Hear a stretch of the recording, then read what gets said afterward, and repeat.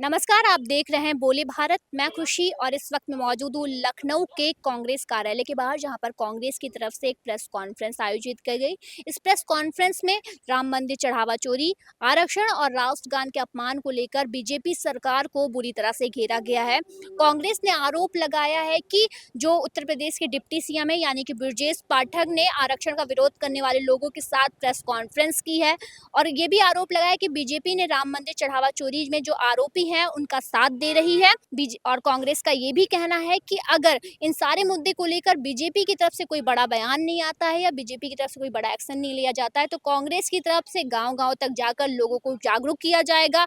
नुक्कड़ नाटक के द्वारा लोगों को बताया जाएगा कैसे बीजेपी सरकार जो है वो लोगों की भावनाओं के साथ खेल रही है। उत्तर प्रदेश के डिप्टी सीएम ब्रजेश पाठक जी ने लखनऊ के अंदर उन चंद छात्रों के साथ एक प्रेस कॉन्फ्रेंस की जो लोग आरक्षण का विरोध कर रहे थे। और ये जब मैंने प्रेस कॉन्फ्रेंस देखी, ये फोटो देखा, तो मेरे मन में एक सवाल हुआ कि क्यों ना भारतीय जनता पार्टी से पूछा जाए, उनके शीर्ष नेतृत्व से पूछा जाए, आरक्षण का विरोध करने वाले छात्रों के साथ उत्तर प्रदेश के डिप्टी सीएम प्रेस कॉन्फ्रेंस कर रहे हैं, तो क्या भारतीय जनता पार्टी ये बताएगी कि क्या वो आरक्षण के खिलाफ है? कहीं ऐसा तो नहीं है क्योंकि उनकी मानसिकता एससी, एसटी और ओबीसी, ईबीसी को न्याय देने की नहीं है। इसी वजह से वो एक माहौल बनाने की कोशिश, एक असफल प्रयास कर रहे हैं।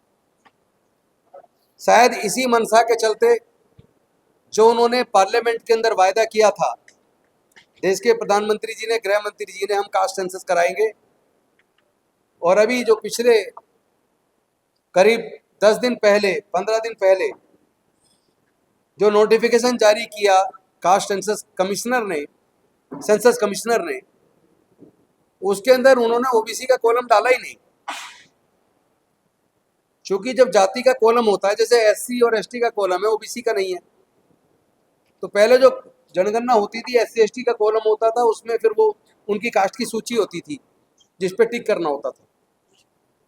लेकिन जब कास्ट सेंसस का आपने प्रॉमिस किया कि सभी की जाति की गिनती होगी, सभी का सोशियो इकोनॉमिक एजुकेशनल सर्वे होगा, सारा डाटा कलेक्ट किया जाएगा ताकि सरकार को योजना बनाने में मदद मिले, तो आपने ओबीसी वाला कॉलम ही नहीं डाला, ना उसकी कास्ट की कोई लिस्ट डाली, और उसके ऊपर फिर इस तरह की प्रेस कॉन्फ्रेंस आरक्षण का विरोध करने वाले लोगों के साथ करना।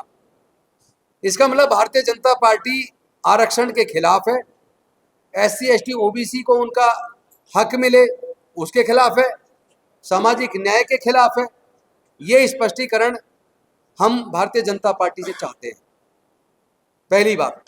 दूसरी बात, उन्होंने उस प्रेस कॉन्फ्रेंस में कहा है कि सभी को हम न्याय देंगे, हम सबकी बात सुनेंगे और 2 दिन के अंदर इन्हें केंद्रीय नेतृत्व से मिलवाएंगे। तो 2 दिन तो गुजर गए, क्या उन्होंने केंद्रीय नेतृत्व से वो मिले तो क्या निर्णय हुआ वो स्पष्ट करें। क्या वो आरक्षण के खिलाफ उन्होंने कोई योजना बनाई है क्या, वो उसको भी स्पष्ट करें। साथ में उन्होंने कहा था कि हम छात्रों के साथ अन्याय नहीं होने देंगे, हम छात्रों के साथ हैं। तो मैं पूछना चाहता हूं भारतीय जनता पार्टी की सरकार से, अगर आप छात्रों के साथ हैं, युवाओं के साथ हैं, तो ये जो 68,000 वैकेंसीज में 8,000 एससी और ओबीसी की वैकेंसीज को आपने जनरल कैटेगरी से भर दिया, आपने उनकी हक की चोरी की। उन लोगों में वो लोग कई सालों से आंदोलन कर रहे हैं, पुलिस के द्वारा उनको प्रताड़ित किया गया। और इसके साथ साथ जब नेशनल ओबीसी कमीशन ने अपनी रिपोर्ट दी कि उनके साथ अन्याय हुआ है, उनकी 8,000 के करीब वैकेंसी जनरल कैटेगरी को दी है, उनको उनका हक दिया जाए। और फिर हाई कोर्ट, उत्तर प्रदेश के हाई कोर्ट ने भी उनके फेवर में जजमेंट दिया, लेकिन उसके बाद भी आज तक उत्तर प्रदेश की सरकार ने पिछड़े वर्गों को, दलितों का जो वो हक था 68,000 वैकेंसी में जो 8,000 के करीब वैकेंसी उन्होंने चुराई, वो उनको आज तक नहीं दी। क्या हम ये मान लें कि वो लोग आरक्षण के खिलाफ हैं? क्या हम ये मान लें कि वो SC ST OBC को उनका हक नहीं देना चाहते? एक तो हम उनसे ये स्पष्टीकरण चाहते हैं।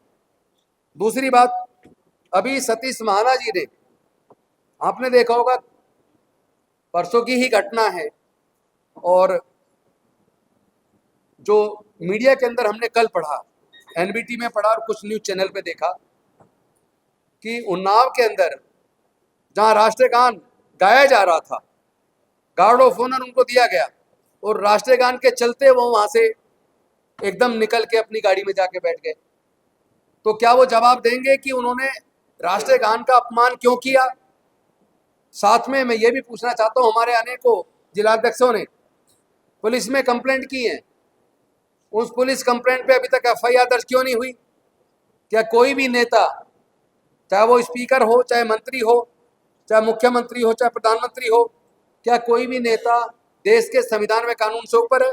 तो हम प्रशासन से मांग करते हैं, पुलिस से मांग करते हैं, उत्तर प्रदेश की सरकार से मांग करते हैं कि वो सतीश महाना जी जो स्पीकर हैं विधानसभा के, जो हमारे कांग्रेस पार्टी के कार्यकर्ताओं के छोटी छोटी बात पर जो लगातार उनके खिलाफ FIR दर्ज करवा रहे हैं। जैसा आपने एक वाकया देखा होगा, उन्होंने सदन के चलते उन्होंने ये कहा कि जिन लोगों ने चढ़ावा श्रद्धा से नहीं चढ़ाया राम मंदिर में, वो चढ़ावा चोरी हुआ है।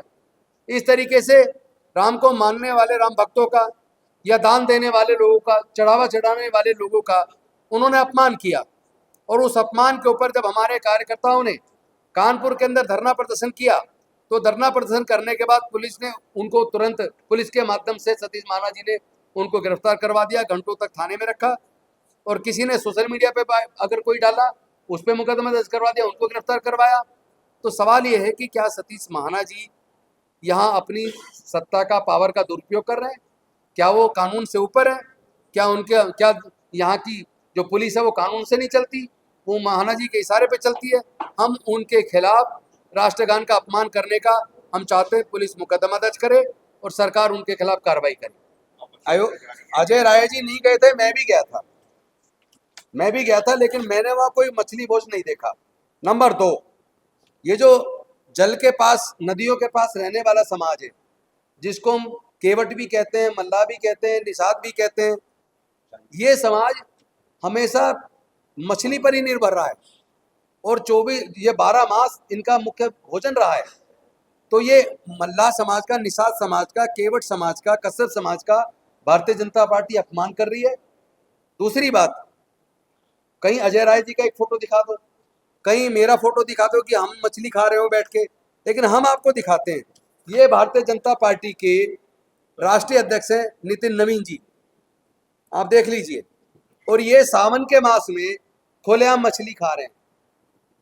क्या भारतीय जनता पार्टी इसका जवाब देगी? अभी तक जो कांग्रेस की इससे पहले प्रेस कॉन्फ्रेंस हुई, इसमें अयोध्या मुद्दे को लेकर चर्चा हुई थी, उसमें भी कहा गया था कि एक अभियान चलाया जाएगा, गांव-गांव तक जाएगा। अभी जो हुआ है डिप्टी CM को लेकर, उस पे भी तो ये जो कांग्रेस की तरफ से बार-बार कहा जा रहा है अभियान चाहिए, कब से शुरू किया जा रहा है?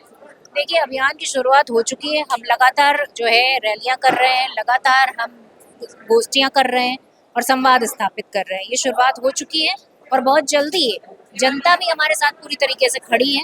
आज यूथ हमारे साथ खड़ा है, महिलाएं हमारे साथ खड़ी हैं, बेटियां हमारे साथ खड़ी हैं। इसलिए ये जो 22% वोट है, जिसको हम जेंजी कह रहे हैं, कि 22% वोट इस बार भारतीय जनता पार्टी को डेंट होने वाला है। देखिए, जिस तरह से प्रभु श्री राम जी के मंदिर में भारतीय जनता पार्टी और RSS और बजरंग दल के लोगों ने जो चोरी करने का काम किया है, और भारतीय जनता पार्टी की सरकार ये काम आज से नहीं बहुत पहले से कर रही है। मैं कह सकता हूं कि योगी आदित्यनाथ जी ने जो SIT बनाई थी, उसमें इन्हीं के लोग इन्वॉल्व थे, जो SIT के डायरेक्टर थे, जो SIT के अध्यक्ष थे, उनका कहीं ना कहीं इन्वॉल्वेशन पहले भी भ्रष्टाचार में रहा है। तो मैं कह सकता हूं कि इसमें जो बड़ी मछलियां हैं, उनको बचाने का काम सरकार के द्वारा किया गया। अब आगे ये देखना होगा, अगर बीजेपी इन सारे मुद्दे पर कोई एक्शन नहीं लेती या बीजेपी की तरफ से कोई बड़ा बयान नहीं आता, तो कांग्रेस का अगला कदम क्या होगा। और साथ ही कांग्रेस के कुछ नेताओं ने बताया है, जिस अभियान की कांग्रेस बात कर रहा है, उस अभियान को शुरू कर दिया गया है। गाँव-गाँव में जनसभाएं हो रही हैं, लोगों को जागरूक किया जा रहा है, और साथ ही अब ये देखना होगा कि जो मुद्दा उठा रही है कांग्रेस, वो आगे कितना बढ़ता है। कैमरा पर्सन जितेंद्र वर्मा के साथ मैं खुशी, बोले भारत, लखनऊ।